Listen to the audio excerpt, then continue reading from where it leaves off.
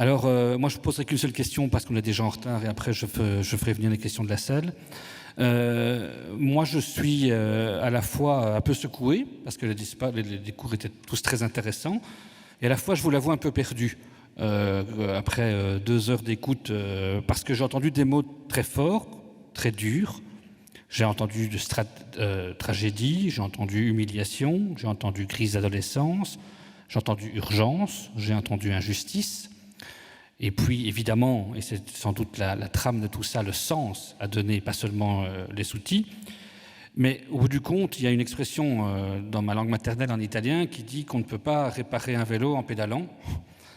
Et j'ai l'impression que quand je sors d'ici, je me dis d'un côté, il y a une urgence qui est énorme, et de l'autre côté, il faut donner du temps au temps pour changer un modèle dont on a visiblement tous conscience qu'il doit évoluer, changer, et qu'on n'a pas ce temps. Alors ma question, elle est très large, mais par quoi on commence?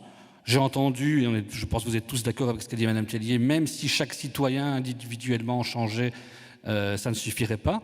Alors, c'est à la fois très large et peut-être trop large, mais au moins ça entame le débat. Qu'est-ce qu'on fait? On commence par quoi? Et comment on prend conscience de la complexité et de l'urgence de changer de modèle? Et je vous propose tous les 4 d'intervenir là-dessus.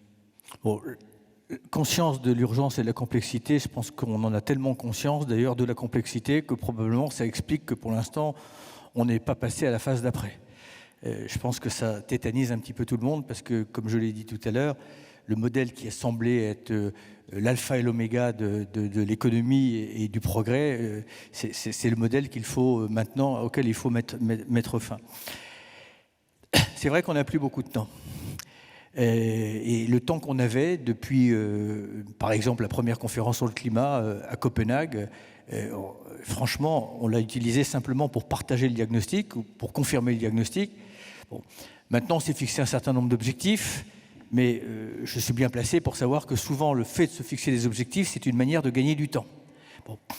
Alors moi, je pense qu'il y a 3 principes que j'ai tenté, moi, à mon niveau, de mettre en œuvre.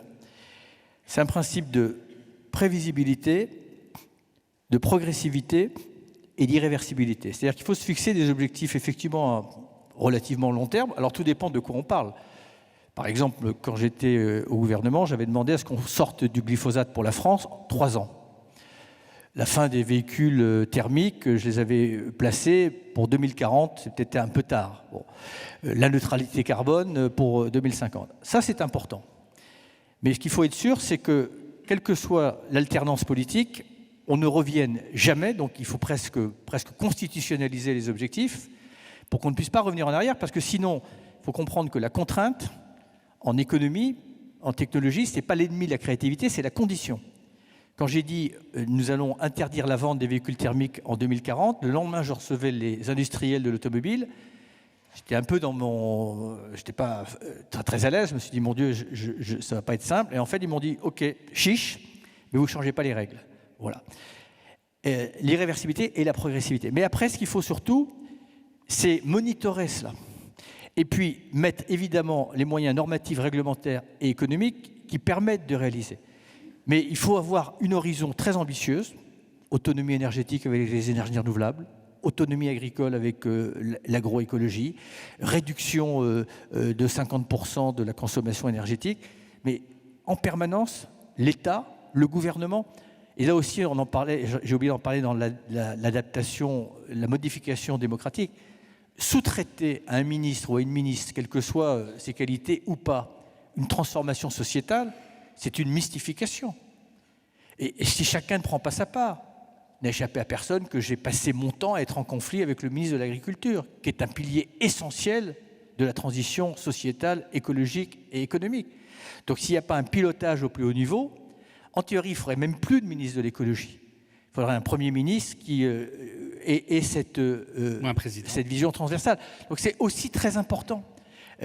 Et une fois que vous avez imprimé les choses, que vous avez donné ce cap, qu'il est irréversible, il n'est plus négociable, tout le monde se met en marche, les acteurs économiques se mettent en marche, les citoyens se mettent en marche.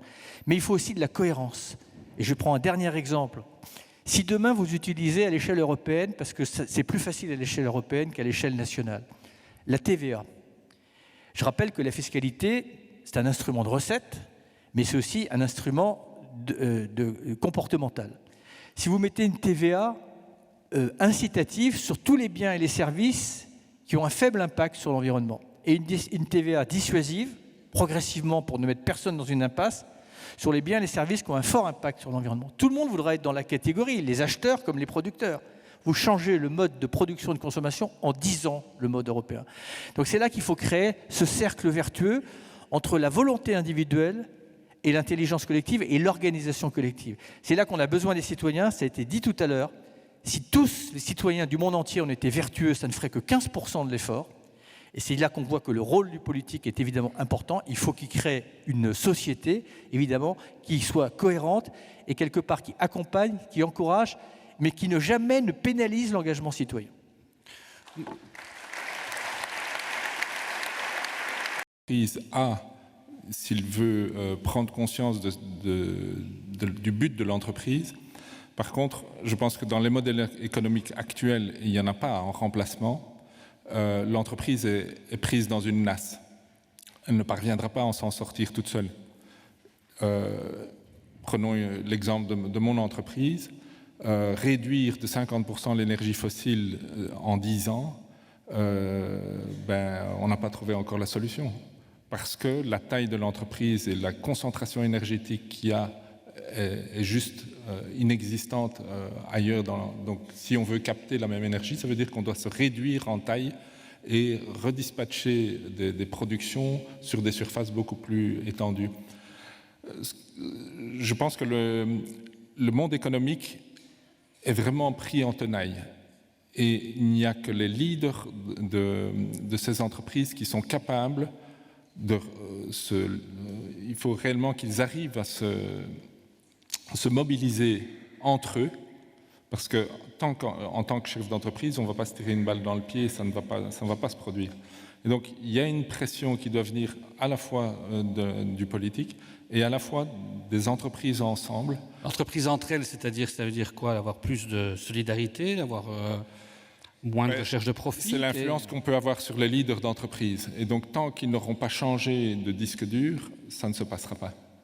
Et donc, ça se fait de proche en proche. Et donc, il y a au sein de l'Union wallonne des entreprises, il y a un travail qui est fait pour arriver à se figurer qu'est-ce que sera le monde de demain. Donc, quitter la perspective de qu'est-ce que c'est le business as usual et demander à systématiquement être dans la compétitivité, dans l'énergie disponible à bas prix, etc., pour se projeter à 10-20 ans et se dire, tiens, mais si finalement on doit atteindre ça, alors comment est-ce qu'on peut bifurquer, comment est-ce qu'on peut, de manière consciente et...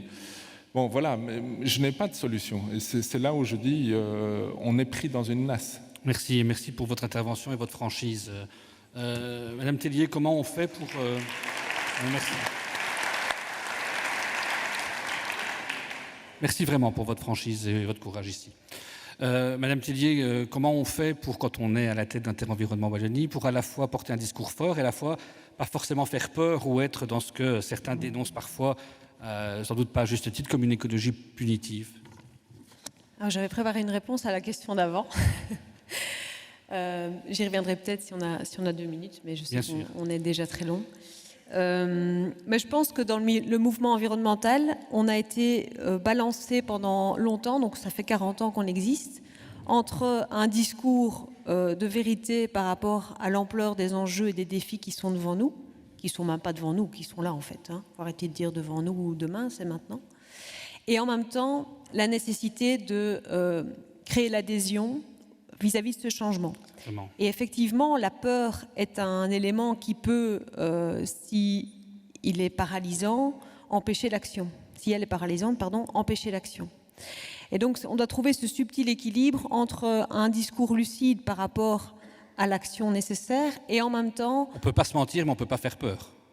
On peut, en tout cas, si je pense qu'on doit, enfin, comme le disait Greta Thunberg, I want you to panic and act. Et le and act, il est fondamental, évidemment. Si on est uniquement dans la paralysie, dans le c'est foutu, moi, je ne travaillerai pas là où je travaille et je pense qu'on ne serait pas là aujourd'hui. Bien évidemment. Voilà, mais la question du temps, elle est vraiment cruciale et effectivement, je pense que la plus grande difficulté de nos sociétés, c'est notre force d'inertie.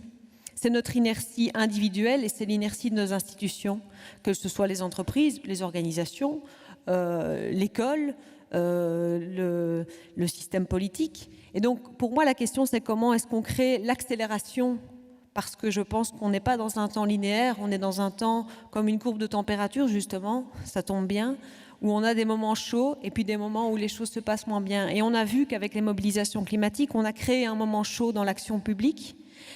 Et la question, c'est comment est-ce qu'on maintient cette urgence de l'action et que ça ne retombe pas comme un soufflet.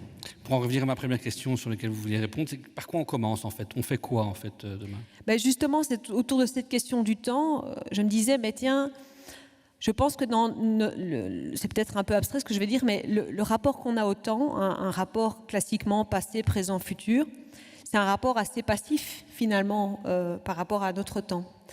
Et si on pouvait se dire, tiens, le passé n'est pas uniquement ce qui est terminé, mais comment est-ce qu'on peut faire fructifier les victoires du passé? Alors les victoires du passé, ça peut être l'accord de Paris, qui a été signé. Alors effectivement, les engagements volontaires des États, pour le moment, nous amènent vers les 3 degrés, comme l'a dit Pierre tout à l'heure. Mais l'accord de Paris, c'est 1,5 degré. Comment est-ce qu'on fait fructifier ça dans la législation? Comment est-ce qu'on fait fructifier la jurisprudence, par exemple, au niveau de certaines décisions au niveau juridique, qui vont permettre de contraindre aussi les États. Ça se fait d'ailleurs aux Pays-Bas, ça se fait en France autour de l'affaire du siècle. Il y a une affaire climat aussi en Belgique qui est lancée. Comment est-ce qu'on fait fructifier ça? Ça, c'est la question du passé. La question de l'avenir peut être reformulée en se disant, finalement, le futur, ça peut être aussi l'imagination, la force de l'imagination. Imaginer ce futur désirable et faire en sorte que ce futur agisse sur le présent. Voilà, donc c'est peut-être un peu abstrait dit comme ça, mais je me dis que la conception que nous avons de notre rapport au temps peut sans doute être un moment de mise en action. On voit bien l'idée en tout cas, merci beaucoup. Alors,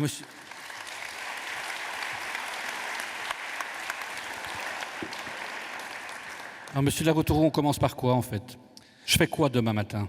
Nous, on pense qu'il faut absolument provoquer un sursaut pour quand il y a Pearl Harbor. En 2 jours, les États-Unis décident de rentrer en guerre.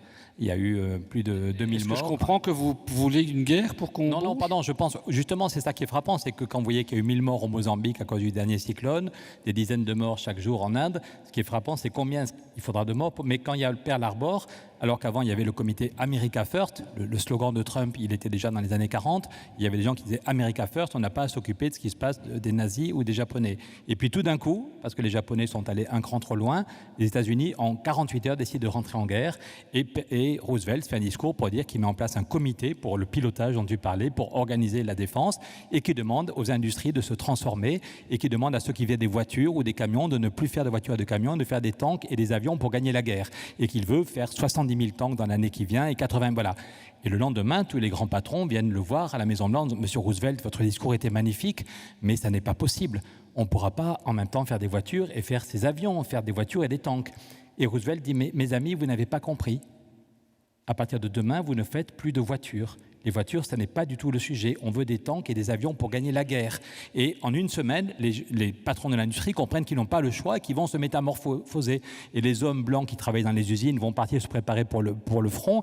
Et les gens qui n'avaient jamais travaillé, des femmes et des noirs, rentrent dans les usines et en 3 mois, on les a formés. Ils améliorent la productivité par rapport à ce qui se faisait avant. On met en place, il y a un comité de pilotage qui réfléchit sereinement et ce n'est pas des boucs émissaires. Les patrons ne sont pas des boucs émissaires, ce sont des alliés. Parce qu'on met au service du bien commun, à l'époque c'était gagné contre les nazis et contre l'armée japonaise, on ne va pas foutre en l'air l'industrie. Mais Roosevelt et l'ensemble du peuple et des chefs d'entreprise décident de tordre le système pour mettre cette puissance économique. Je ne suis pas sûr que, comme vous le disiez, que l'entreprise soit le meilleur moyen d'organisation, mais c'est un moyen très efficace. Et donc, on met cette puissance au service du bien commun, et en quelques mois, il y a une métamorphose. On fait du covoiturage. On est en 1941, et comme les Japonais ont bloqué l'accès au caoutchouc, chaque gramme de caoutchouc doit être utile pour l'effort de guerre. Donc, on met en place du covoiturage. On met en place, plusieurs familles vont avoir un seul lave-linge pour ne pas gaspiller le caoutchouc. Donc, c'est impressionnant, parce qu'il y a une volonté partagée, comment on est capable de tous se transformer, et il n'y a pas des boucs émissaires, les gentils et les méchants. On est tous embarqués dans dans le même bateau. Et donc, nous, c'est une rupture au nom de l'intérêt général. Je pense, oui, et je pense que nos pays sont mûrs, encore une fois, quand vous voyez le monde qu'on est ce soir. L'autre jour, à Paris, il a fallu ouvrir un 3e amphithéâtre, et un climatologue est venu témoigner pour dire qu'il ne dormait plus la nuit parce qu'il avait choisi la science, parce qu'il pensait que la science allait faire le bonheur de l'humanité, et que depuis 30 ans, avec ses copains climatologues, il voyait qu'on allait vers une catastrophe. Il disait qu'il voulait s'engager avec nous, avec Jean Jouzel, avec nous, pour obtenir le pacte climat et la fin de tous les investissements bruns. Je le répète, il n'y a pas de baguette magique. Et il dit, j'ai envie de m'engager avec 3 principes. L'intelligence, la bienveillance et la fermeté. Il faut mettre de l'intelligence dans le débat. Il y a encore des gens qui n'ont pas compris, il y a encore des politiques ou des chefs d'entreprise ou d'autres qui sont pris par le quotidien, qui n'ont pas le temps de lire des bouquins. J'ai un frère qui est patron d'entreprise, il est bouffé par le quotidien comme un ministre peut être bouffé par le quotidien.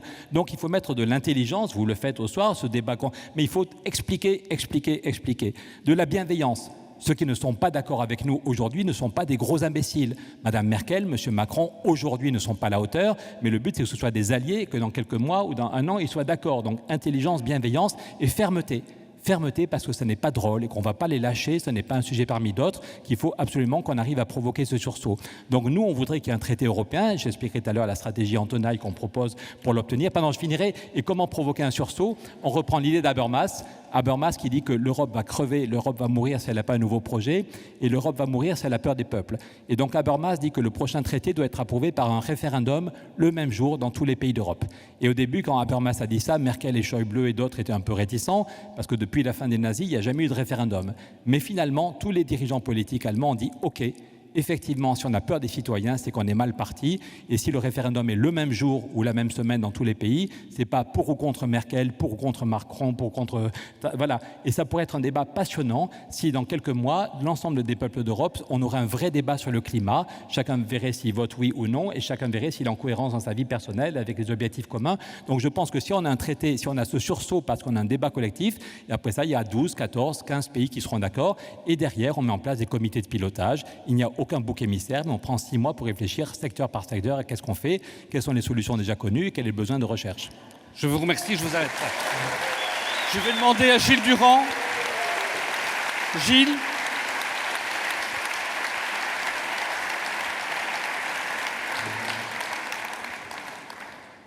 Donc à propos de ne pas dormir la nuit, on est bien parti ici. Donc Gilles Durand, que je vous demande d'accueillir, est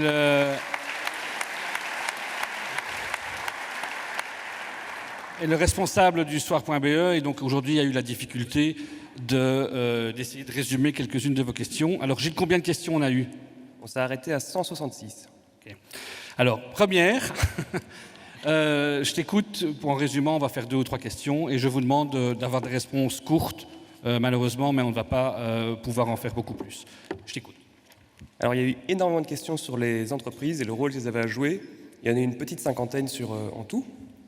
Alors, je vous cite Thierry Pochet qui parle de la FEB qui disait qu'il n'y avait pas de marge pour de nouvelles ambitions climatiques, qu'a notamment évoqué Madame Tellier. Il dit comment les aider à penser autrement. Cédric rajoute comment forcer la transition écologique auprès des sociétés privées. Et Coralie, qui elle se place aussi au niveau des PME, dit comment les aider concrètement à accélérer ce processus. Donc c'est à la fois évidemment en business entreprise, mais à la fois ça me paraît très constructif. Quelqu'un veut répondre? Moi, je ne vous réponds pas parce que je n'ai pas bien entendu la question, pardon. Parce que ici, on reçoit...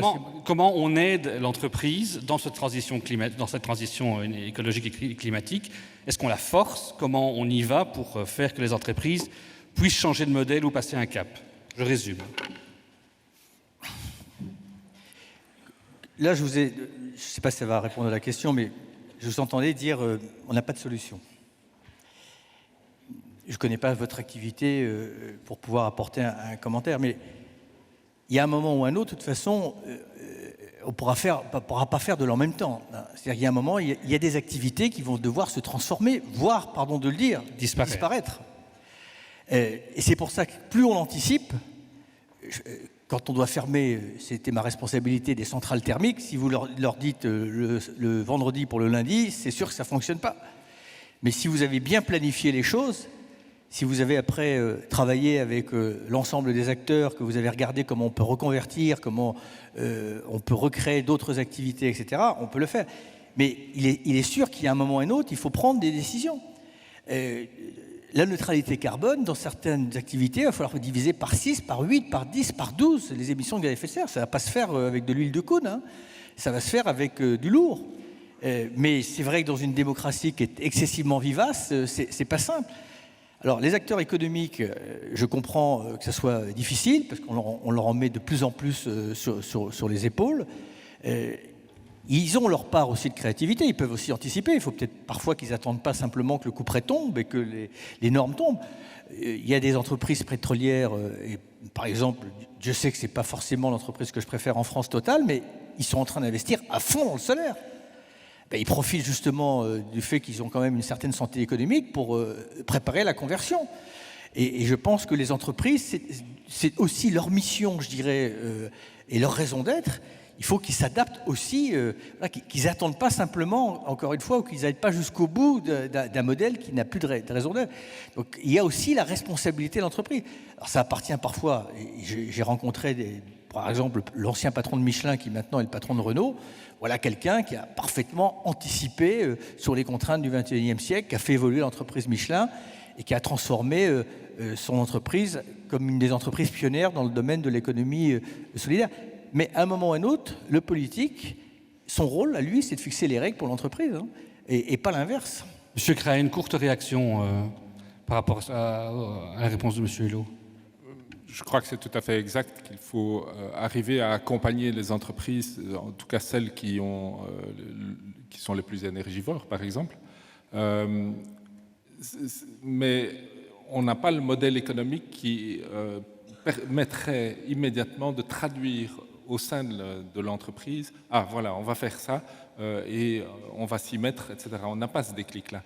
Et donc la déclaration de la FEB est typique parce que c'est le business as usual. On n'arrive pas à sortir du cadre. Et là, oui, il y a un cadre normatif qui va arriver, les entreprises en sont conscientes. Maintenant, il y a des éléments, comme vous dites, beaucoup d'entreprises ont du mal à communiquer. Mais elles sont extrêmement conscientes du point, mais elles n'arrivent pas à communiquer parce qu'il y a des problèmes de compétition. Donc, je vais faire mieux que l'autre, et ça, c'est inhérent à l'entreprise, je n'en parle pas. Ce n'est pas souvent explicable, c'est très difficilement explicable, et donc ça ennuie. Dès le moment où on commence à parler de tuyaux et de machins et de trucs, ça n'intéresse personne. Par contre, c'est vrai que, voilà, il y a fondamentalement une difficulté à traduire dans son modèle économique d'entreprise, traduire qu'est-ce que ça veut dire pour moi. Mais si chaque patron se posait cette question, il y aurait déjà des déclics beaucoup plus importants. Merci beaucoup. Gilles, un autre thème ? Alors, c'est aussi beaucoup parlé du rôle des politiques. Pauline, qui résume, dit « On a bien compris que les politiques aujourd'hui n'étaient pas assez ambitieux, mais comment peut-on les obliger à l'être ?» Ou, nous dit Jean-Philippe, est-ce qu'on attend trop d'eux? Et comme le dit Laurence, est-ce que ce n'est pas simplement une façon de nous se dédouaner, de ne pas réfléchir individuellement à ce qu'on fait que de se tourner toujours vers les politiques? Très bonne question. Oui, moi je ne fais pas partie de ceux qui jettent l'opprobre sur le monde politique. Je l'ai dit tout à l'heure, je pense que c'est une vision un peu simpliste et qui parfois nous permet de nous exonérer, nous, notre propre responsabilité. En même temps, personne n'oblige à accéder à des fonctions politiques. Donc il y a quand même des fonctions qui créent des obligations. Bon. Et quand on prétend à l'action politique ou à la responsabilité politique, on doit effacer son propre intérêt personnel au profit du sens de l'État et de l'intérêt général. Et je pense que c'est le minimum d'exigence qu'on doit avoir.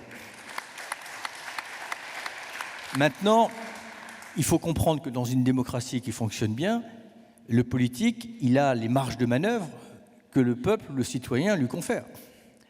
Et je peux simplement l'exprimer à travers ma petite expérience. Moi, j'étais sous le feu permanent d'injonctions contradictoires.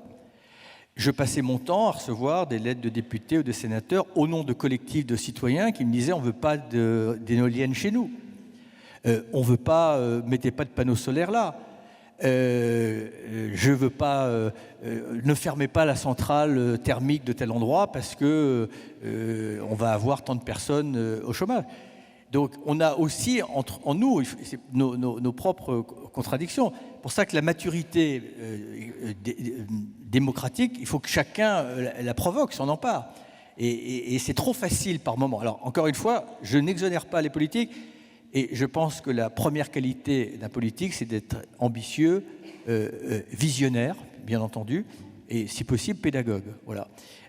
Mais aussi, il faut mettre aussi, enfin, je l'évoquais tout à l'heure, hein, mais cette espèce de théâtre des apparences, de la confrontation permanente, faussement partisane entre les formations politiques, c'est elle qui stérilise la mutation, le changement et dont on a besoin, et la transition.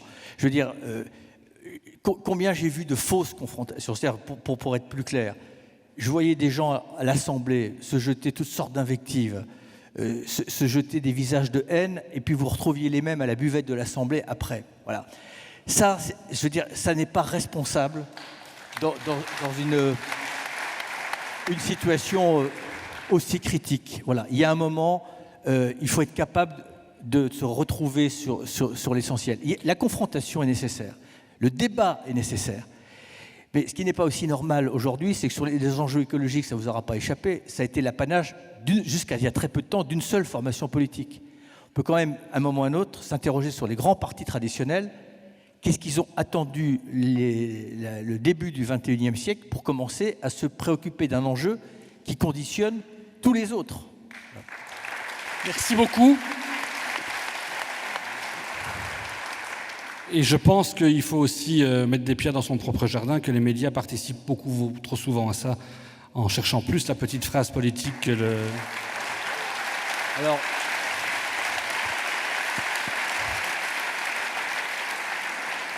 Et j'ai vu en France, quand vous étiez ministre, qu'on commentait plus vos silences que vos déclarations. En fait, et je trouve que ça, et je le dis humblement, et on n'est pas des héros au soir, c'est quelque chose que je pense structurellement aussi, dans la transition et dans le changement. Il y a aussi le discours des médias, la profondeur que les médias doivent avoir. Et quand je dis ça, et je ne suis pas ici en meeting, je pense aussi qu'il n'y a pas d'un côté des citoyens qui vivent d'amour et d'eau fraîche et de l'autre côté des médias qui font n'importe quoi. On fait aussi ça quand on parle beaucoup de putaclic, excusez-moi de l'expression, c'est-à-dire ces articles putassiers qui vous disent « allez voir la 7e photo, elle va vous faire peur ». Mais pour qu'il y ait une putaclic, il faut une pute et un clic. Il faut un média qui ait envie de mettre « allez voir la 7e photo » pour faire du clic, mais il faut quelqu'un aussi qui aille voir le 7e clic. Excusez-moi de l'intervention. Mais voilà, chacun a son rôle à jouer, nous aussi. Monsieur Laroutourou, si un politique est trop ambitieux, trop disruptif, et quand je dis disruptif, je ne pense pas forcément au président français, il perd des voix? Non, au contraire. Je pense qu'un politique qui agit pour le bien commun, qui dit la vérité, il est réélu tout le temps. Roosevelt, quand il arrive, au bout de 2 heures, il est élu depuis 2 heures à la Maison-Blanche, il parle à tout le monde. Mes amis, je vais vous expliquer comment marchent les banques, et voilà la réforme des banques que demain, je demande au Congrès d'approuver. Et le lendemain, les 2 chambres du Congrès votent le texte et Roosevelt le ratifie. La semaine suivante, mes amis, je vais vous expliquer pourquoi le prix des matières agricoles a tellement baissé, pourquoi il y a des paysans qui sont ruinés, et demain, je demande au Congrès d'approuver une réforme. Et il fait passer 15 réformes. Et le peuple comprend qu'il agit pour le bien commun, qu'il n'a pas de baguette magique. Et 2 ans plus tard, il dit, mes amis, les réformes que j'ai faites en arrivant ne suffisent pas, on est en train de retomber dans la crise, il faut là. Et il parle à l'intelligence des gens.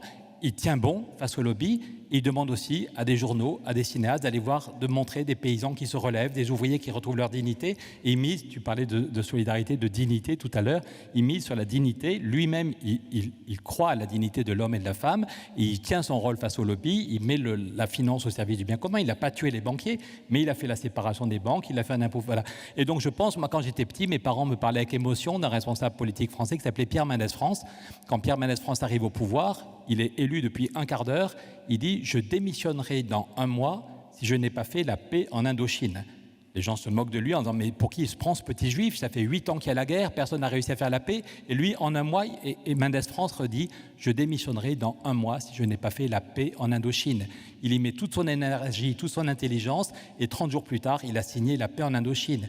Moi, je voudrais que celui ou celle qui va remplacer Juncker nous dise « Je démissionnerai dans 1 an si je n'ai pas fait le pacte climat, si je n'ai pas fait la séparation des banques, et si je n'ai pas fait une directive pour que les banques et les assurances arrêtent de financer en banque. » Merci.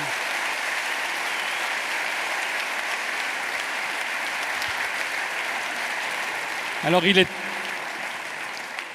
de bonne compagnie qu'il se quitte. Il est tard et donc on va prendre la dernière question et le dernier thème. Gilles. Alors, on peut évoquer les mobilisations citoyennes. Kim nous dit que pensez-vous des marches pour le climat qui sont propagées et du rôle qu'a joué Greta Thunberg. Et Gaëtan vous demande comment vous en envisagez la suite. Monsieur Hulot et puis Madame Tellier.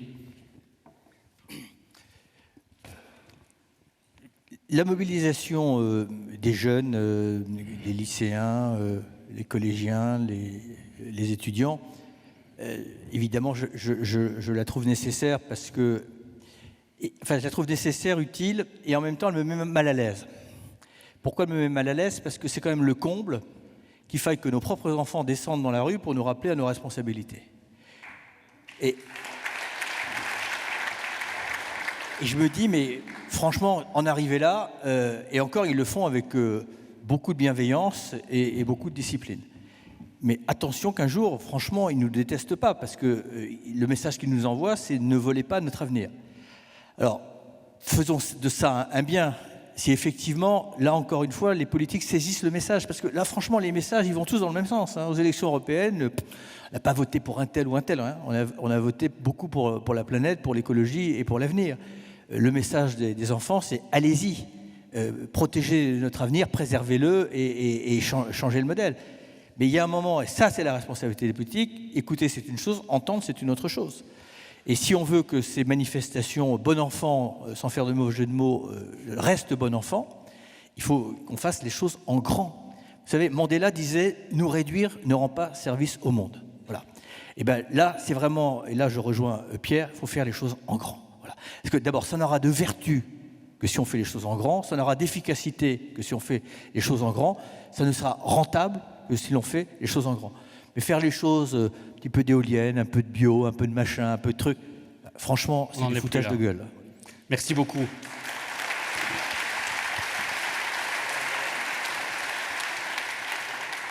Madame Tellier. Oui. Ça rejoint un petit peu la question qu'on vient d'avoir juste avant sur le poids du politique. Je pense que les mobilisations citoyennes, comme je l'ai dit tout à l'heure, elles ont vraiment eu un rôle majeur ici dans la temporalité des élections en plus, pour monter à l'agenda politique, via l'agenda médiatique d'abord, la question du climat. Et je crois qu'il y aura un avant et un après, ça c'est évident, en particulier en Belgique où elles ont été très importantes. Et en faisant ça, en fait, elles permettent de résoudre un peu cette équation dans laquelle tout personnel politique est pris, c'est-à-dire qu'il sait qu'il doit prendre des mesures et en même temps, il sait que s'il prend des mesures impopulaires, il ne sera pas réélu. Et donc, comment est-ce qu'on gère cette équation? C'est aussi en apportant un soutien populaire aux mesures qui vont être ambitieuses. Et par rapport à cela, et par rapport à Greta Thunberg en particulier, mais il y en a beaucoup d'autres, c'est quand même révélateur de notre besoin d'avoir des figures de proue. Pierre en a cité d'ailleurs plusieurs aussi dans les personnalités politiques qui ont marqué l'histoire de la France notamment, ou de l'Europe. On a besoin de figures. Et moi, j'ai été effarée par le cynisme de certains responsables de tous bords par rapport à Greta Thunberg ou par rapport aux jeunes qui sont mobilisés pour le climat, en leur reprochant peut-être de ne pas être parfaitement parfaits, c'est-à-dire d'avoir peut-être un iPhone, d'avoir peut-être pris un avion dans les 6 derniers mois, sous prétexte qu'ils étaient dans la rue. Mais bon sang, heureusement qu'ils étaient dans la rue. Heureusement qu'ils étaient là. Et quand on entend aujourd'hui la Commission européenne qui dit à la Belgique « Votre plan national énergie-climat, excusez-moi l'expression, c'est de la merde », qui a eu un mauvais bulletin? Qui a raté son année scolaire? On peut quand même se poser la question. Merci beaucoup.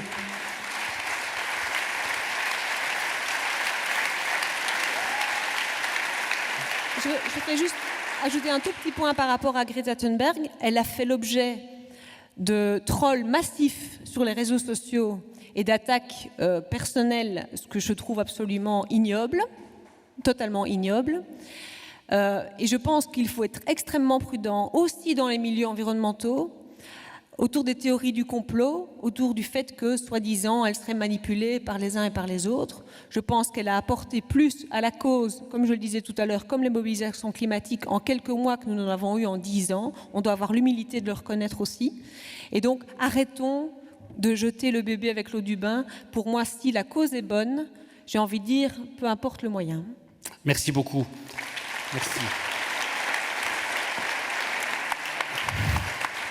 Alors, on va s'arrêter ici. J'ai trois choses à vous dire et 3 messages à faire passer. D'abord, je voudrais remercier 2 personnes. C'est Sabine Lévy qui a organisé cette soirée pour le soir. Et sans elle, ça n'aurait pas pu avoir lieu. Donc, merci beaucoup, Sabine.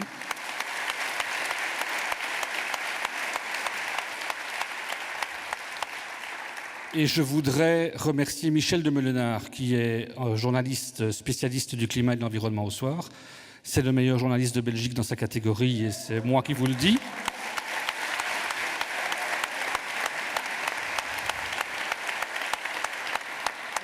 Pour la préparation de ce débat et aussi pour le compte-rendu que vous pourrez lire sur lesoir.be dans quelques minutes et dans nos éditions papier demain. Je voudrais vous remercier, vous, en fait, parce que, outre Michel et Sabine, s'il n'y avait pas de public, il n'y aurait pas de soirée. Et c'est vraiment un énorme merci pour votre participation. Et Gilles et moi, on voudrait vous dire que les questions qui n'ont pas pu être posées ce soir, elles ne sont pas perdues, elles vont être transmises à la rédaction. Je ne dis pas qu'elles vont être toutes traitées, mais en tout cas, et c'est un engagement que je prends, c'est qu'elles vont très clairement servir aussi d'idées, de sujets et d'inspiration dans les prochaines semaines dans nos colonnes. Donc merci beaucoup à vous. Et je terminerai...